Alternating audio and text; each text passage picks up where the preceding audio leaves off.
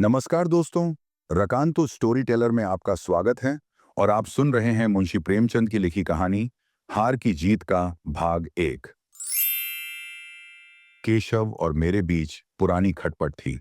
वह हर क्षेत्र में, चाहे वह लेखन हो, बोलने की कला हो या मजाक और विनोद, मुझसे कहीं आगे था। उसके गुणों की रोशनी में मेरा दीपक कभी चमक नहीं सका। एक बार उसे नीचा दिखाना मेरे जीवन की सबसे बड़ी अभिलाषा थी।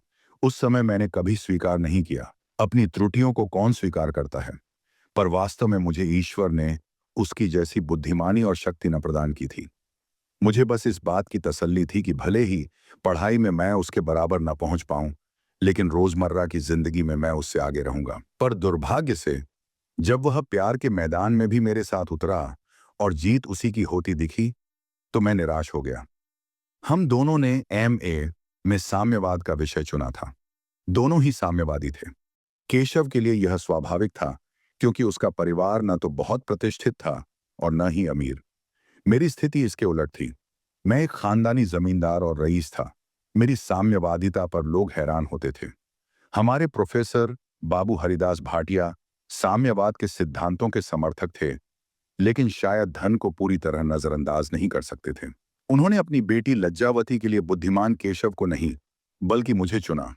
एक दिन शाम को वह मेरे कमरे में आए और चिंतित होकर बोले, शारदा चरण, मैं कई महीनों से एक बड़ी चिंता में हूं। मुझे लगता है तुम मेरी मदद कर सकते हो। मेरे कोई बेटा नहीं है। मैंने तुम्हें और केशव दोनों को बेटे जैसा समझा है। हालांकि केशव तुमसे ज्यादा चतुर है, लेकिन मुझे विश्वास है कि जो सफलता तुम्हें मिलेगी वह उसे नहीं मिल सकेगी। इसलिए मैंने तुम्हें अपनी लज्जावती के लिए चुना है। क्या मैं उम्मीद कर सकता हूं कि तुम मेरी यह इच्छा पूरी करोगे? मैं पूरी तरह स्वतंत्र था। मेरे माता पिता बचपन में ही मुझे छोड़कर स्वर्ग सिधार गए थे। मेरे रिश्तेदारों में ऐसा कोई नहीं था जिसकी अनुमति लेने की मुझे जरूरत होती। लज्जावती जैसी गुणवान, सुंदर और शिक्षित स्त्री को पाकर भला कौन पुरुष अपने भाग्य पर गर्व नहीं करेगा? मैं अपनी खुशी पर काबू नहीं रख पा रहा था। लज्जावती एक खूबसूरत बगीचे जैसी थी, जिसमें गुलाब की भीनी भीनी खुशबू, हरी भरी ठंडक, शीतल हवा की लहरें और पक्षियों का मधुर संगीत था। वह भी साम्यवाद की प्रशंसक थी। उसने कई बार स्त्रियों के अधिकारों और इसी तरह के विषयों पर मुझसे चर्चा की थी, लेकिन वह केवल सिद्धांतों की प्रशंसा करने वाली नहीं थी, बल्कि उन्हें अपने जीवन में उतारने की इच्छा रखती थी। उसने बुद्धिमान केशव को अपने स्नेह का पात्र बना लिया था। फिर भी मुझे विश्वास था कि प्रोफेसर भाटिया के आदेश को वह कभी टाल नहीं सकती। हालांकि मैं उसकी इच्छा के खिलाफ उसे अपनी जीवन संगिनी बनाने के लिए तैयार नहीं था। मैं हमेशा स्वेच्छा और स्वतंत्रता के सिद्धांत का समर्थक रहा था। इसलिए जब केशव दुखी और निराश था, तब भी मैं उसकी इस स्थिति से कोई खुशी नहीं ले सका। हम दोनों ही परेशान थे और पहली बार मुझे केशव के लिए सहानुभूति महसूस हुई। मैं लज्जावती से केवल इतना जानना चाहता था कि उसने मुझे क्यों ठुकरा दिया, लेकिन उसके सामने ऐसे संवेदनशील सवाल पूछने में मुझे झिझक होती थी। यह स्वाभाविक भी था, क्योंकि कोई स्त्री अपने दिल के गहरे रहस्य को यूं आसानी से उजागर नहीं कर सकती। लेकिन शायद लज्जावती ने यह परिस्थिति मेरे सामने स्पष्ट करना अपना कर्तव्य समझा और वह सही समय का इंतजार कर रही थी।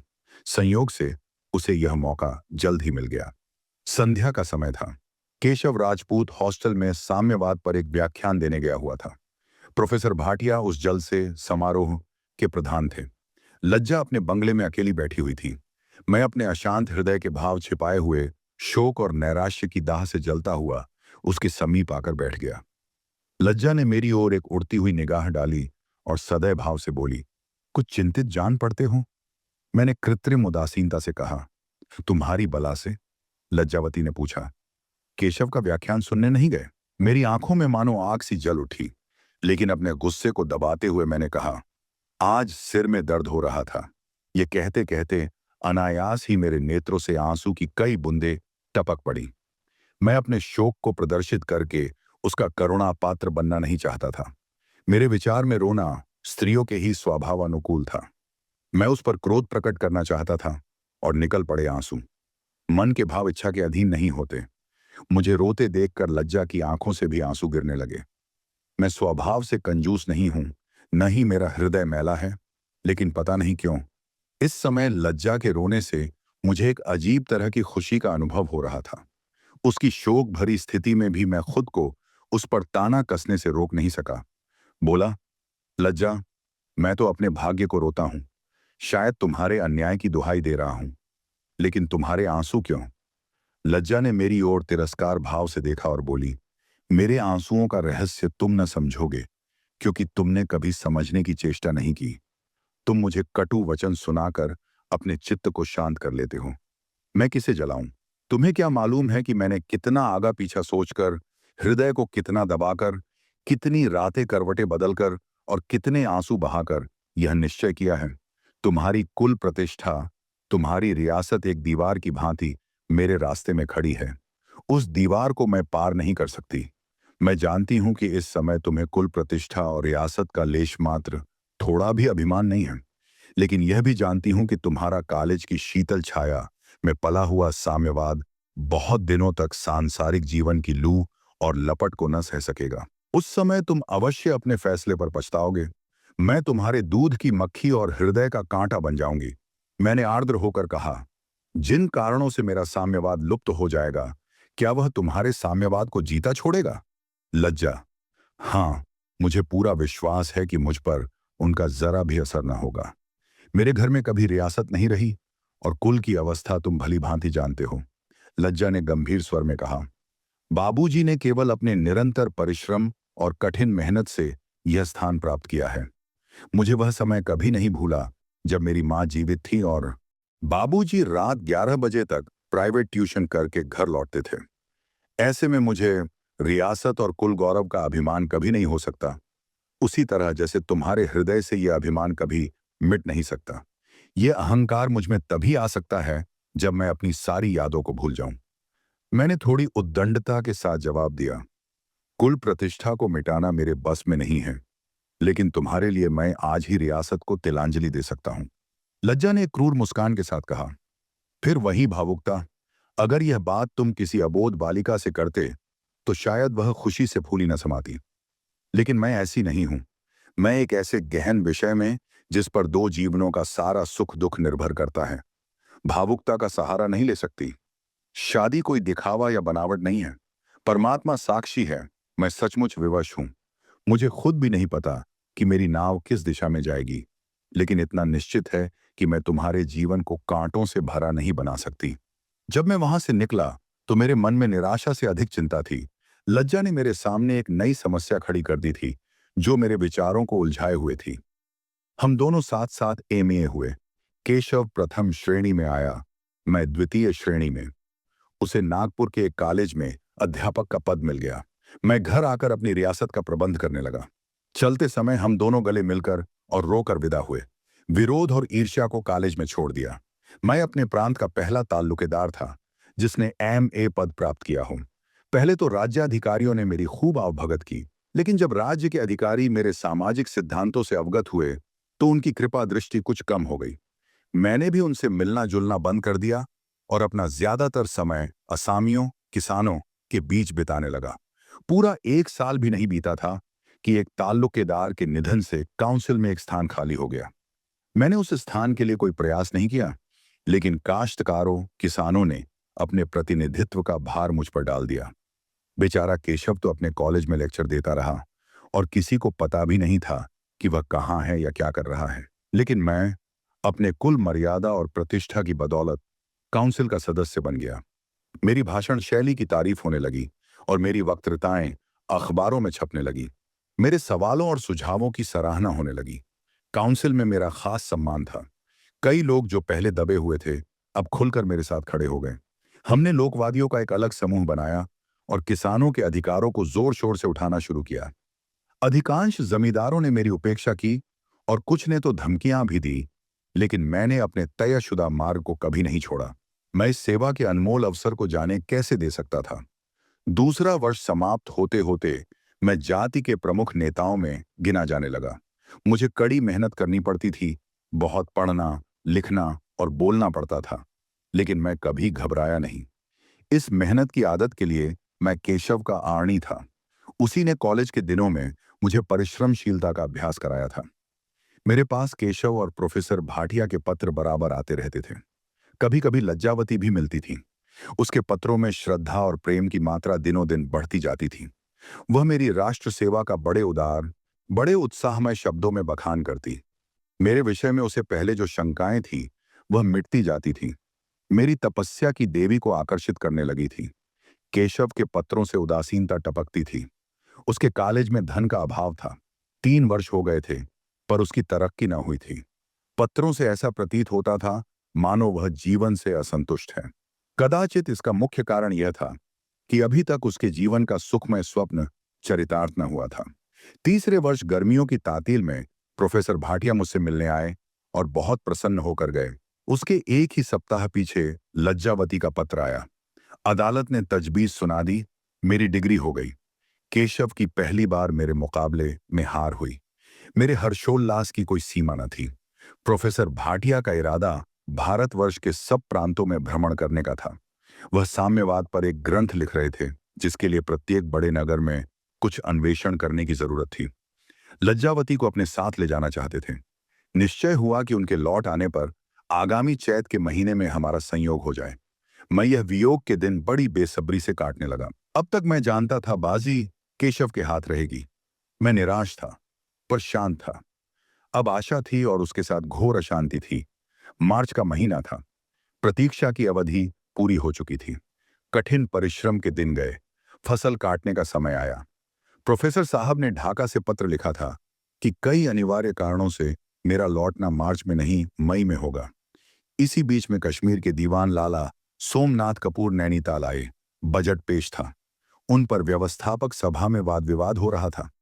गवर्नर की ओर से दीवान साहब को पार्टी दी गई। सभा के प्रतिनिधियों को भी निमंत्रण मिला। काउंसिल की ओर से मुझे अभिवादन करने का सौभाग्य प्राप्त हुआ। मेरी बकवास को दीवान साहब ने बहुत पसंद किया। चलते समय मुझसे कई मिनट तक बातें की और मुझे अपने डेरे पर आने का आदेश दिया। उनके साथ उनकी पुत्री सुशीला भी थी। वह पीछे सिर झुकाए खड़ी रही। जान पड़ता था भूमि को पड़ रही है, पर मैं अपनी आंखों को काबू में न रख सका। वह उतनी ही देर में एक बार नहीं, कई बार उठी और जैसे बच्चा किसी अजनबी के स्नेहपूर्वक पुकारने से उसकी ओर लपकता है, पर फिर डर कर मां की गोद से चिमट जाता है। वह भी डरकर आधे रास्ते से लौट गई। लज्जावती अगर कुसुमित वाटिका थी, तो सुशीला शीतल सलिल धारा थी जहां वृक्षों के कूंज थे, विनोदशील मृगों अर्थात हिरणों के झुंड, विहगावली पक्षियों का समूह की अनंत शोभा और तरंगों का मधुर संगीत। मैं घर पर आया तो ऐसा थका हुआ था जैसे कोई मंजिल मार कर आया हूं। सौंदर्य जीवन सुधा है। मालूम नहीं क्यों इसका असर इतना प्राणघातक होता है। लेटा तो वही सूरत सामने थी। मैं उसे हटाना चाहता था। मुझे भय था कि एक क्षण भी उस भंवर में पड़कर मैं अपने को संभाल न सकूंगा। मैं अब लज्जावती का हो चुका था। वही अब मेरे हृदय की स्वामिनी थी। मेरा उस पर कोई अधिकार न था, लेकिन मेरे सारे संयम, सारी दलीलें निष्फल हुईं। जल की तेज लहरों में नौका को धागे से कौन रोक सकता है। अंत में हताश होकर मैंने अपने को विचारों के प्रवाह में डाल दिया। कुछ दूर तक नौका वेगवती तरंगों के साथ चली, फिर उसी प्रवाह में विलीन हो गई। दूसरे दिन मैं नियत समय पर दीवान साहब के डेरे पर जा पहुंचा। इस भांति कांपता और हिचकता जैसे कोई बालक दामिनी अर्थात आसमान से गिरती बिजली की चमक से चौंक चौंक कर आंख बंद कर लेता है कि कहीं वह चमक न जाए, कहीं मैं उसकी चमक न देख लूं। भोला भाला किसान भी अदालत के सामने इतना सशंक न होता होगा। सच्चाई यह थी कि मेरी आत्मा परास्त हो चुकी थी। उसमें अब प्रतिकार की शक्ति न रही थी। दीवान साहब ने मुझसे हाथ मिलाया और कोई घंटे भर तक आर्थिक और सामाजिक प्रश्न पर वार्तालाप करते रहे। मुझे उनकी बहुज्ञता, बहुत अधिक ज्ञान या विद्वता पर आश्चर्य होता था। ऐसा वाक्चतुर पुरुष मैंने कभी न देखा था। 60 वर्ष की उम्र थी, पर हास्य और विनोद के मानो भंडार थे। न जाने कितने श्लोक, कितने कवित्त, कितने शेर उन्हें याद थे। बात बात पर कोई न कोई अच्छा या उपयुक्त समाधान ढूंढ लाते थे। खेद है, उस प्रकृति के लोग अब गायब होते जाते हैं। वह शिक्षा प्रणाली न जाने कैसी थी जो ऐसे ऐसे रत्न उत्पन्न करती थी। अब तो कहीं भी जीवन या उत्साह नजर नहीं आता। प्रत्येक प्राणी चिंता की मूर्ति है। उसके होंठों पर कभी हंसी आती ही नहीं। खैर, दीवान साहब ने पहले चाय मंगवाई, फिर फल और मेवे मंगवाए। मैं रह रहकर इधर उधर उत्सुक नेत्रों से देखता था। मेरे कान उसके स्वर का रसपान करने के लिए मुंह खोले हुए थे, आंखें द्वार की ओर लगी हुई थी। भय भी था और लगाव भी, झिझक भी थी और खिंचाव भी। जैसे बच्चा झूले से डरता है पर उस पर बैठना भी चाहता है। लेकिन रात के 9 बज गए। मेरे लौटने का समय आ गया। मन में लज्जित हो रहा था कि दीवान साहब दिल में क्या कह रहे होंगे। सोचते होंगे, इसे कोई काम नहीं है, जाता क्यों नहीं। बैठे बैठे 2-2.5 घंटे तो हो गए। सारी बातें समाप्त हो गई, उनके लतीफे भी खत्म हो गए।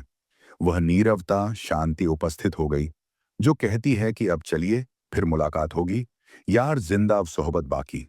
मैंने कई बार उठने का इरादा किया, लेकिन इंतजार में आशिक की जान भी नहीं निकलती। यहां तक कि मौत को भी इंतजार का सामना करना पड़ता है। यहां तक कि 9:30 बज गए और अब मुझे विदा होने के सिवाय कोई मार्ग न रहा। जैसे दिल बैठ गया। जिसे मैंने भय कहा है, वह वास्तव में भय नहीं था, वह उत्सुकता की चरम सीमा थी।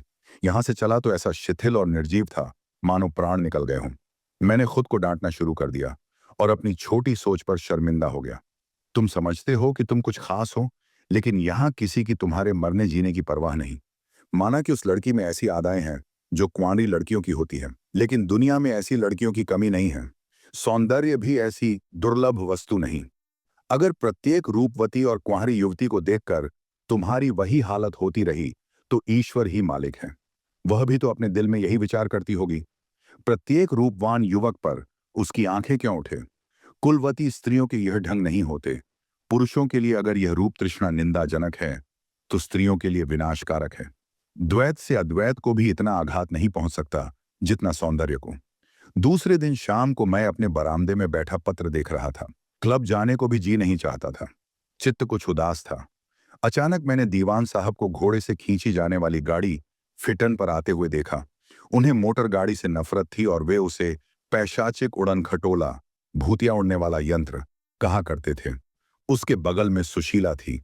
मेरा हृदय धक धक करने लगा।